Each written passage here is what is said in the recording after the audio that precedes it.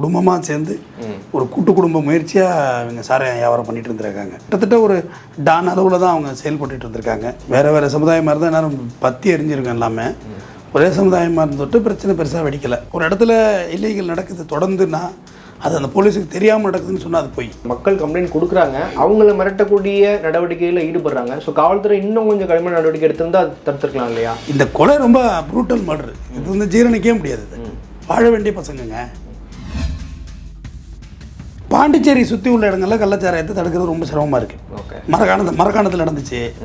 இந்த பக்கம் பார்த்தீங்கன்னா பாண்டிச்சேரி, கடலூர், சிதம்பரம் வந்தோடனே எங்களுக்கு மயிலாடுதுறை வந்துடும். கடலூர் மாவட்டம் தாண்டோடனே நான் மயிலாடுதுறை மாவட்டம் வந்துடும். அங்கே ஸ்மக்கிள் பண்ணுறது ஈஸி. ஸ்பிரிட்டையோ மெத்தனாலையோ ஸ்மக்கிள் பண்ணுறது ரொம்ப ஈஸி. பெரிய கஷ்டம்லாம் விஷயம்லாம் கிடையாது. சட்டம் சரியில்லை, சட்டம் சரியில்லை மொத்தமாக நம்மளை திட்டிகிட்டே இருந்தா சட்டத்தோட ஆணி வேறு எங்கே? காவல்துறையிலேருந்து ஆரம்பிக்குது. ஒரு இன்ஸ்பெக்டர் போட்ட எஃப்ஐஆர் தான் சுப்ரீம் கோர்ட் வரையும் போகுது.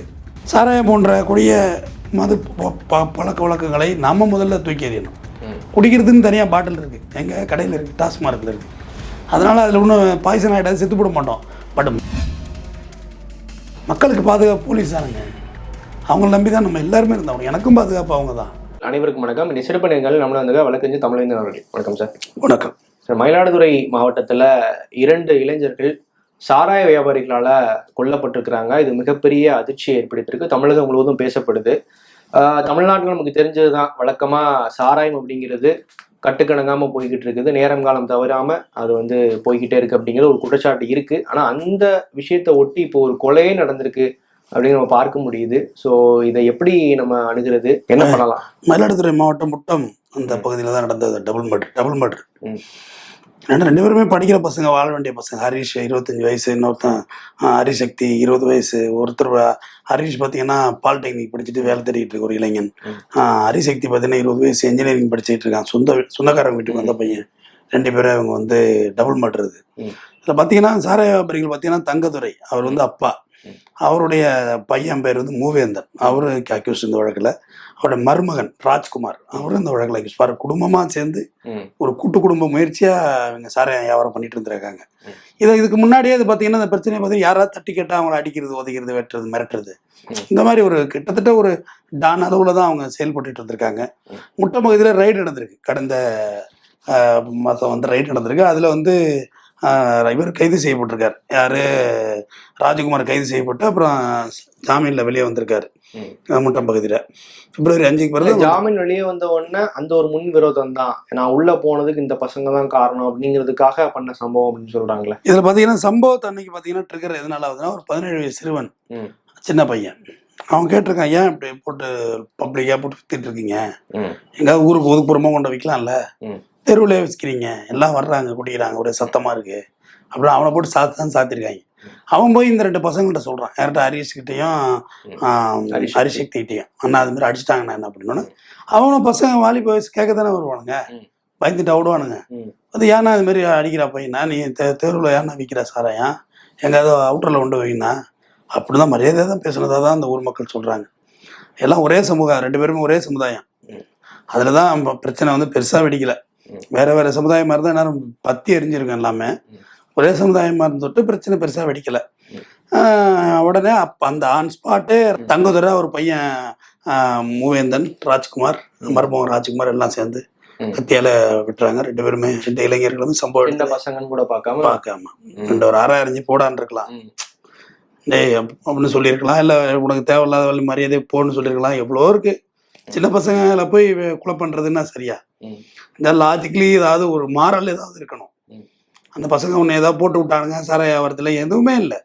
சின்ன பையனை ஏன்னா அடித்தா, 17 வயசு பையன், பேர் வேண்டாம், அவனை ஏன்னா அடித்தான்னு கேட்குற வந்த பசங்களை கொலை பண்ணா எப்படி? இதை அப்படி இப்படி திசை திருப்பி மாறி வந்துச்சு. மின்னுரோதம் இருந்துச்சு, அது இருந்துச்சு. நம்ம கடைசியாக தான் டிக்ளேர் பண்ணோம். காவல்துறை கொடுத்த விளக்கம் அப்படின்னா ஒவ்வொரு வழக்கிலையும் வினோதமா நம்ம பாக்குறோம். ஒரு விஷயம் வந்தாலுமே டக்குன்னு உள்ள புகுந்து அதனால இல்லை அப்படிங்கிறாங்க.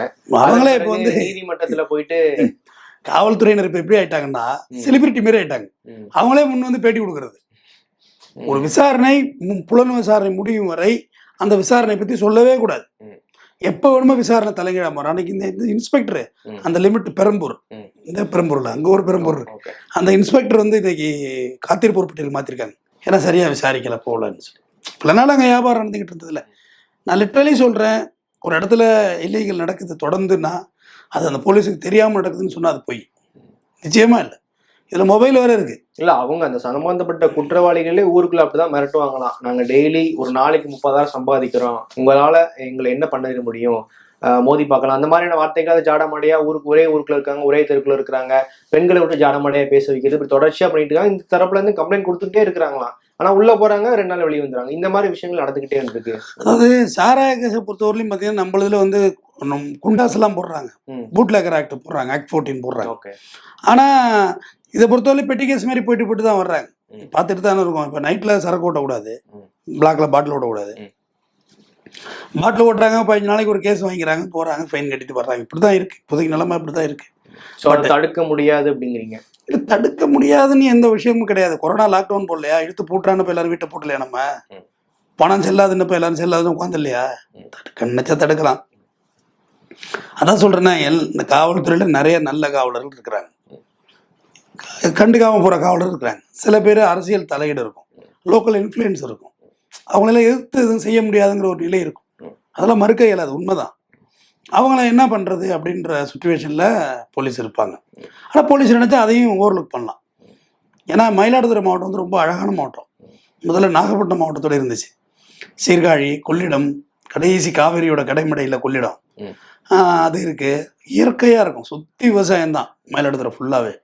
அந்த ஏரியா ஃபுல்லாகவே விவசாயம் சார்ந்த பகுதி. ஆனால் இப்போ தான் மாவட்டமாக மாறிடுச்சு. அது மாறி 1 இயர் கூட இருக்காது, 1 இயருக்குள்ளே தான் இருக்குன்னு நினைக்கிறேன். கலெக்டர் ஆஃபீஸில் இப்போ தான் வந்துச்சு. நாகப்பட்டினம் அலைஞ்சாங்க பாவம், ரொம்ப தூரம் அவங்களுக்கு. ஆனால் இப்போ அந்த மாவட்டத்தை வந்து இன்னும் கொஞ்சம் அந்த எஸ்பிலாம் இன்னும் கொஞ்சம் ஸ்பீடாக எடுக்கணும், இன்னும் கொஞ்சம் கட்டுப்பாட்டுக்குள்ள வரணும். நாகப்பட்டினத்துலேருந்து பல சம்பவங்கள் அடுத்தடுத்து அதை சுற்றி இருக்கக்கூடிய மாவட்டங்கள்ல தான் நடக்குது. நம்ம கள்ளக்குறிச்சியில பார்த்துருப்போம், ஒரு மிகப்பெரிய சோகமான நிகழ்வு நடந்துச்சு. ஸோ அங்க இருக்கக்கூடிய காவல்துறை அதிகாரிகள் ஒரு முன்னெடுப்பு எடுக்கணும். இல்லை, இப்போ எனக்கு நான் இதுக்கு ஒரு பூலோக அமைப்பு சொல்கிறேன். பாண்டிச்சேரி சுற்றி உள்ள இடங்கள்ல கள்ளச்சாராயத்தை தடுக்கிறது ரொம்ப சிரமமாக இருக்குது. மரக்காணத்தில் நடந்துச்சு. இந்த பக்கம் பார்த்தீங்கன்னா பாண்டிச்சேரி, கடலூர், சிதம்பரம் வந்தோடனே எங்களுக்கு மயிலாடுதுறை வந்துடும். சிதம்பரம் மாவட்டம், கடலூர் மாவட்டம் தாண்டோடனே நான் மயிலாடுதுறை மாவட்டம் வந்துடும். அங்கே ஸ்மக்கிள் பண்ணுறது ஈஸி. ஸ்பிரிட்டையோ மெத்தனாலையோ ஸ்மக்கிள் பண்ணுறது ரொம்ப ஈஸி, பெரிய கஷ்டம்னா விஷயம்லாம் கிடையாது. ஏன்னா நீங்கள் மெயின் ரோடு ஒன்று தான் போலீஸ் ஃபோக்கஸ் பண்ணிட்டு இருக்கோம். 1008 உள்கிராம வழிகள் இருக்கு. இப்போ பாண்டிச்சேரியிலேருந்து நீங்கள் திருச்சி ஹைவேஸ் ஏறணும்னா திண்டிவனம் வந்து ஏறலாம், ஓகே. இங்கிட்டு மரகாணம் வந்து மதுராந்தகம் வழியாக உள்ளே ஏறலாம், சூனாம்பேடு வழியாக வந்து உள்ளே ஏறலாம், ஹைவேஸுக்கு சொல்கிறேன்.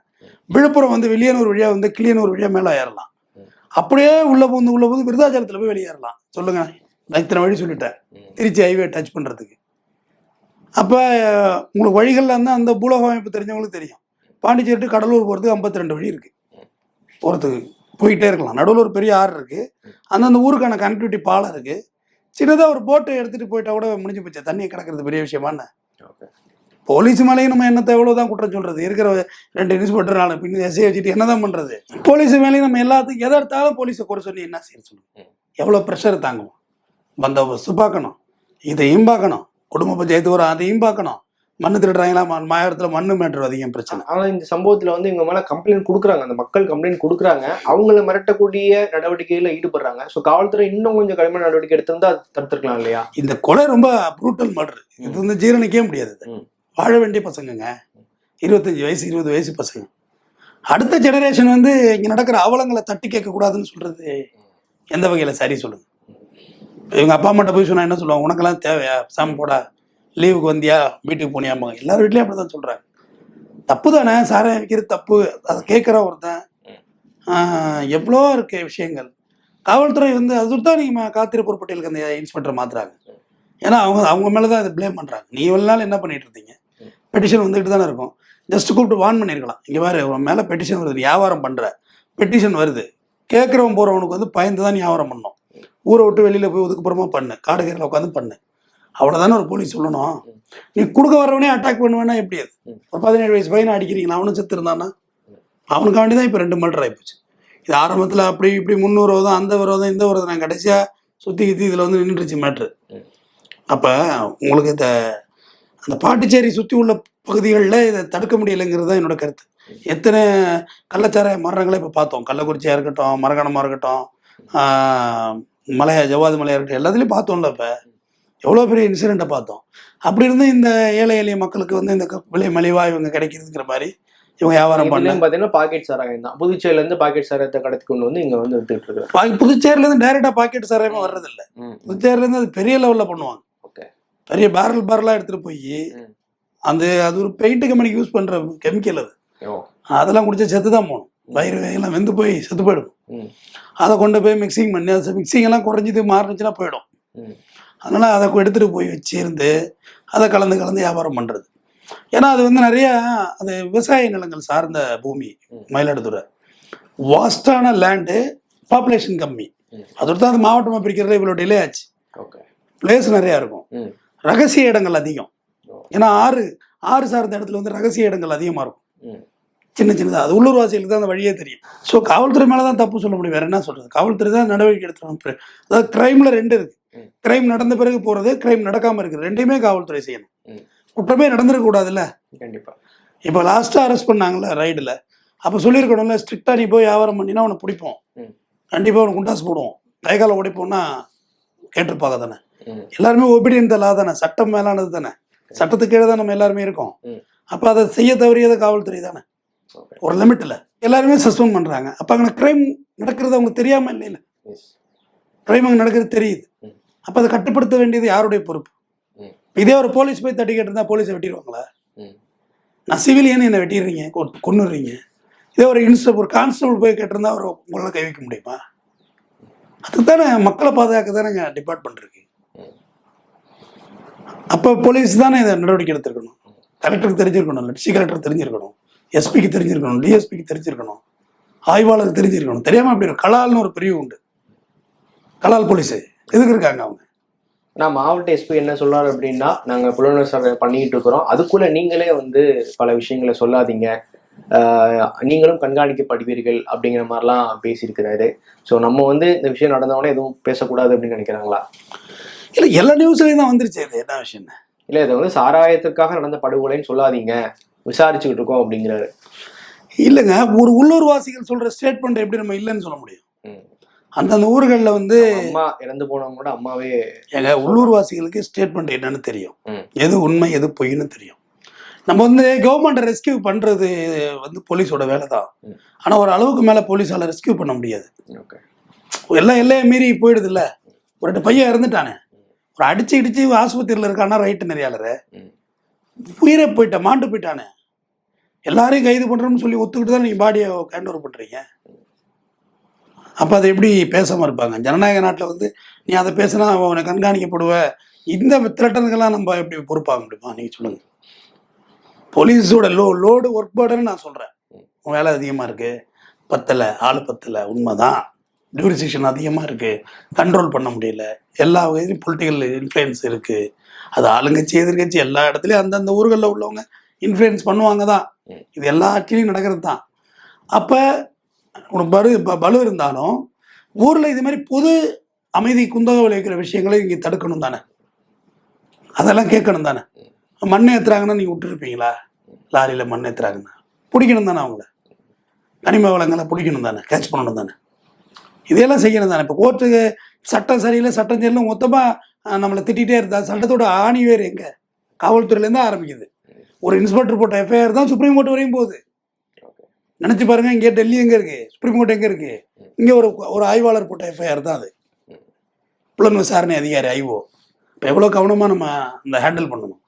மக்களுக்கு பாதுகாப்பு போலீஸ் தானுங்க, அவங்கள நம்பி தான் நம்ம எல்லாருமே இருந்தோம். எனக்கும் பாதுகாப்பு அவங்க தான், எல்லாருக்கும் பாதுகாப்பு அவங்க தான். அவங்க கொஞ்சம் கடமைகளை இன்னும் தீவிரமாக செய்யணும். சாராயம் போன்ற கொடிய மது பழக்க வழக்கங்களை நம்ம முதல்ல தூக்கி எறியணும். குடிக்கிறதுன்னு தனியாக பாட்டில் இருக்குது, எங்கள் கடையில் இருக்குது, டாஸ்மார்க்கில் இருக்குது. அதனால் அதில் ஒன்றும் பாய்சன் ஆகிடாது, செத்து போட மாட்டோம்.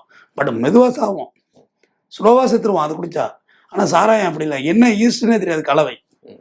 இன்ஸ்டண்ட்டாக செத்துட்டாக்க அப்புறம் கலாச்சார மரணம் ஏற்பட்டுருச்சு, கவர்மெண்ட் சரியில்லை, அவன் சரியில்லை, இவன் சரியில்லைன்னு சொல்கிறதுல அர்த்தம் இல்லை. நம்ம முதல்ல ப்ரொடக்டிவாக இருக்கணும். இளைஞர்களுக்கு என்னோட அறிவுரை, நீங்கள் கேட்குறது எனக்கு ரொம்ப சந்தோஷமாக இருக்குது, பிடிச்சிருக்கு, தொடர்ந்து கேளுங்க. ஆனால் உங்களுக்கான கொஞ்சம் பாதுகாப்போடு கேளுங்க. நீங்கள் வந்து சமூகத்தில் உடனடியாக போய் இந்த அவலங்களை தட்டி கேட்க நினச்சது உங்க வரும். ஆனால் ஓரளவு நீங்கள் ஜாக்கிரதையாக இருங்க, நீங்கள் முக்கியம் நாட்டுக்கு. இந்த மாதிரி இளைஞர்கள், இப்போ இந்த ஹரிசக்தி போன்ற இளைஞர்கள் இந்த சொசைட்டிக்கு ரொம்ப முக்கியம். அடுத்த கட்ட பில்லர் உங்களை நம்பி தான் அந்த நாடு இருக்குது. ஆனால் நீங்கள் கொஞ்சம் பாதுகாப்பாக, நீங்கள் ஒரு 4-5 இளைஞர்களாக திரண்டு போய் அமைதியான முறையில் கெட்ட வார்த்தை பேசாமல் சண்டை போடாமல் போராடுங்க. இப்போ எஸ்பியை பாருங்கள், கலெக்டரை பாருங்கள், அறிவு சார்ந்து ஃபைட் பண்ணுங்கள். இவங்கள்ட்ட டைரெக்டாக ஃபைட் பண்ணிங்கன்னா இந்த மாதிரி ஆனால் சங்கடங்கள் சிலருக்கு நேர்ந்திடும். நன்றி.